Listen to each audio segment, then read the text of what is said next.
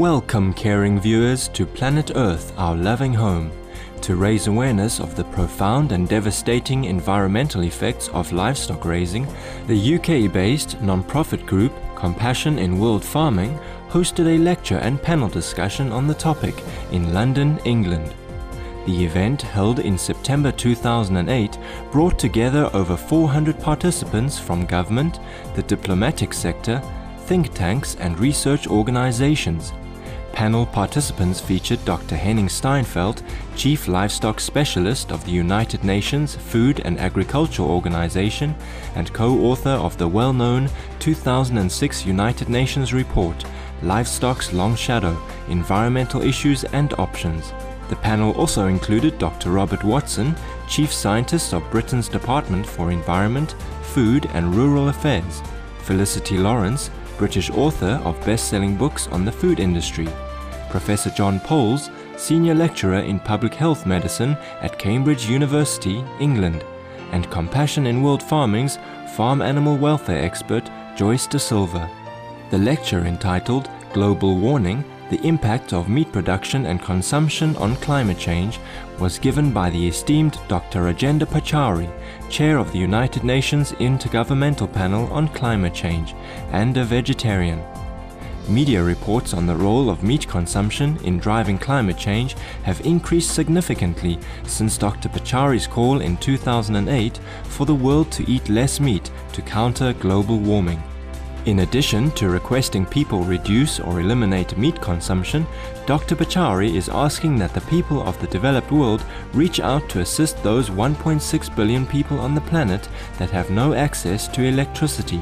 The Indian non-profit, the Energy and Resources Institute, or TERI, for which he serves as Director General, is helping these disadvantaged persons build better lives by making solar lanterns and flashlights available through TERI's Light a Billion Lives campaign. We now continue with more highlights from Dr. Pachauri's compelling talk.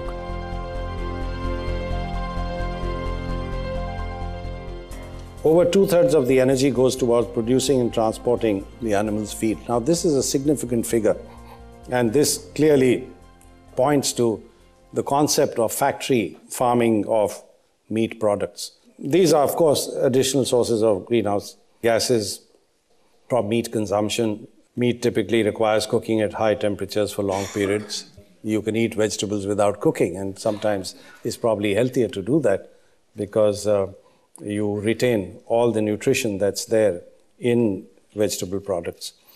And a large proportion of meat also becomes waste products, bones, fat, past the date spoiled products, and so on, which are likely to end up on landfills and incinerated. So that's an additional source of emissions that we need to take into account.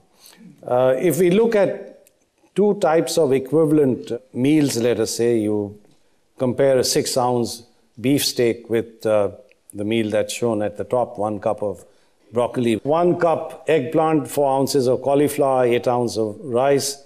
Now, if you look at what each of these two diets implies, one is associated with 0.4 pounds of CO2 equivalent emissions, and the 6-ounce beef steak amounts to 10 pounds of CO2 equivalent, which is almost 25 times as much. The livestock sector is by far the single largest anthropogenic user of land.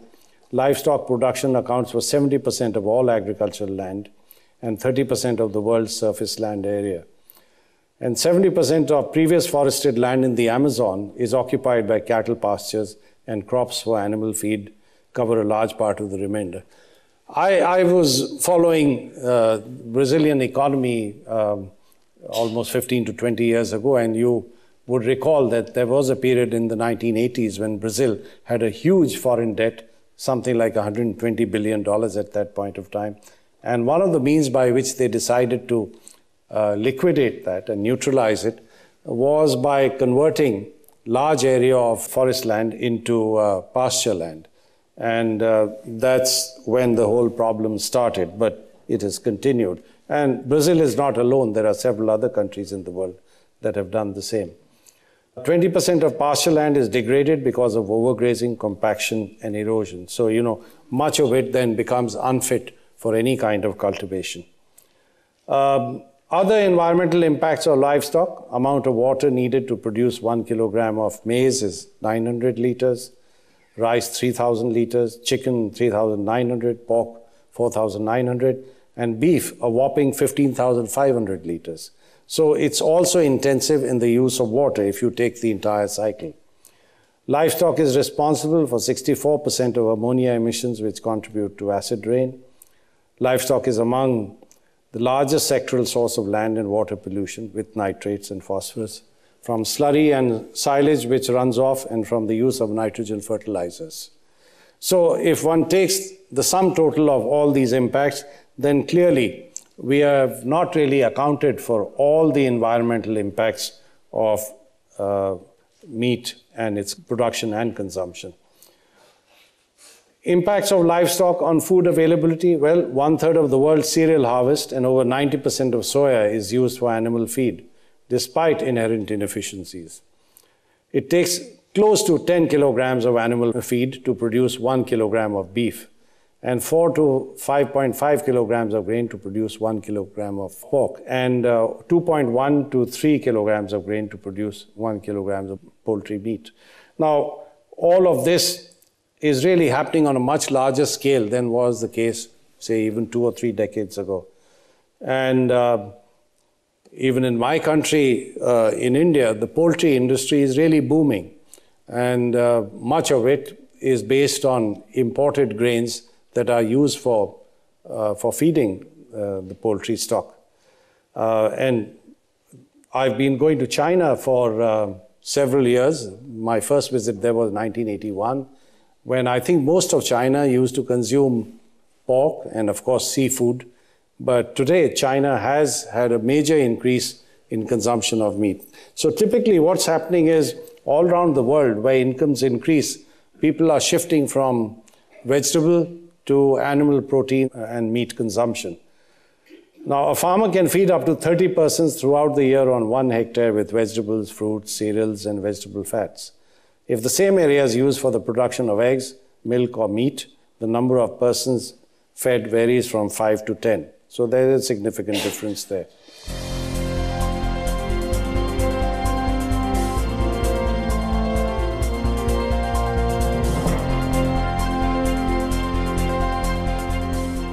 This is Planet Earth, Our Loving Home on Supreme Master Television. Please stay tuned. We will resume our program featuring a presentation by Dr. Rajendra Pachauri shortly.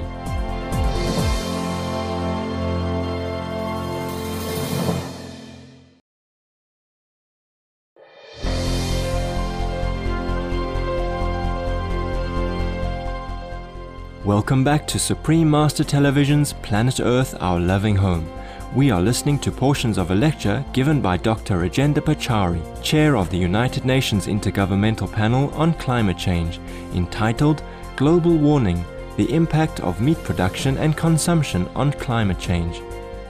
The talk was presented at a conference on the environmental effects of livestock raising, sponsored by the UK non-profit group Compassion in World Farming.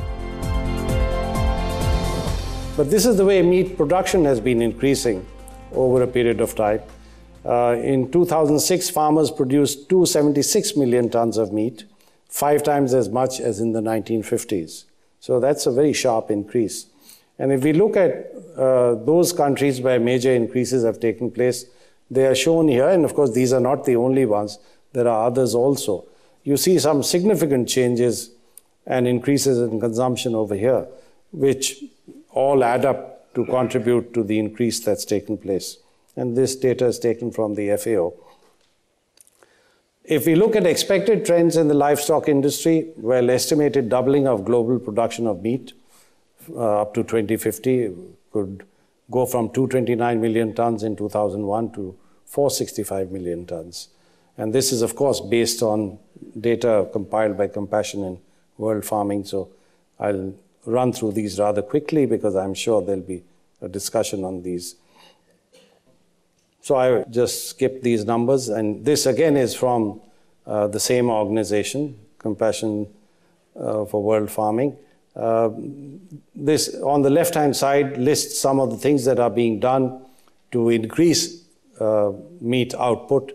And on the right-hand side are listed some of the implications in terms of what it does, both to the animals themselves, also to what would happen to society at large.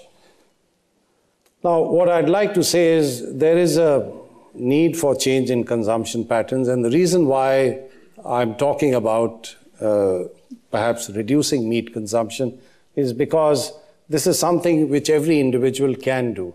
Often when one talks about climate change, in every audience there'll be somebody who asks, okay, I accept all this, but what can I do in my personal life? You can tell them about changing light bulbs, going for compact fluorescent lamps, switching off lights when you move from one room to the other, walk wherever you can rather than jump into a car, keep thermostat at a level which requires you to wear a cardigan rather than sit with a t-shirt at the peak of winter in your den in the home, and so on.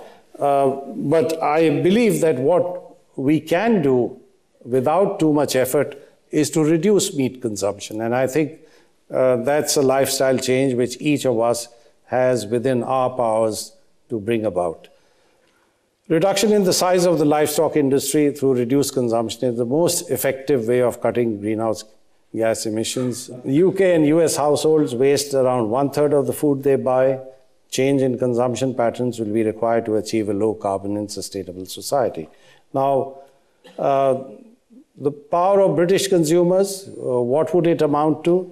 Well, the average household would reduce CO2 emissions by more than if they halve their meat consumption than if they halve their car usage. So, this is an important fact. A family of 4 eating a quarter-pounder beef burger each is responsible for the CO2 emissions equivalent of driving from London to Cambridge, 16 kilograms of CO2 emissions. So these are just some facts that bring out the importance and the implications of bringing about a reduction in meat consumption. If there is carbon dioxide emissions taking place as a result of the entire meat cycle, then I think that cost to society should be internalized and there should be a tax or whatever.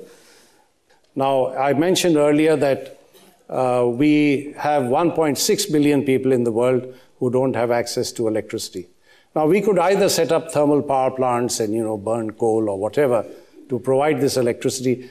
Even if we were to do that, a lot of them just can't afford getting an electricity connection to their homes. So my institute and I have launched a major program that we call Lighting a Billion Lives. And essentially, that's based on using photovoltaic technology. We've devised solar lanterns and solar torches, which incidentally have been customized to meet the needs of the rural poor in rural areas. And I think overall, what Gandhi said is relevant in every respect of actions that are required to combat climate change. Be the change you want to see in the world.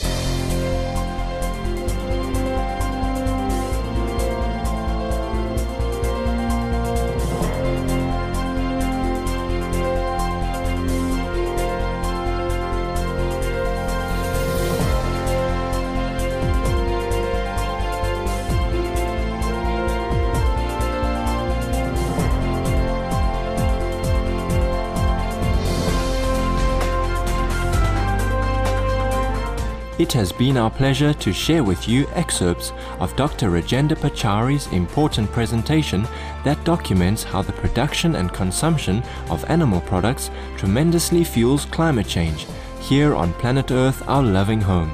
Now please stay with us for enlightening entertainment coming up after noteworthy news. May we all respect and care for our biosphere.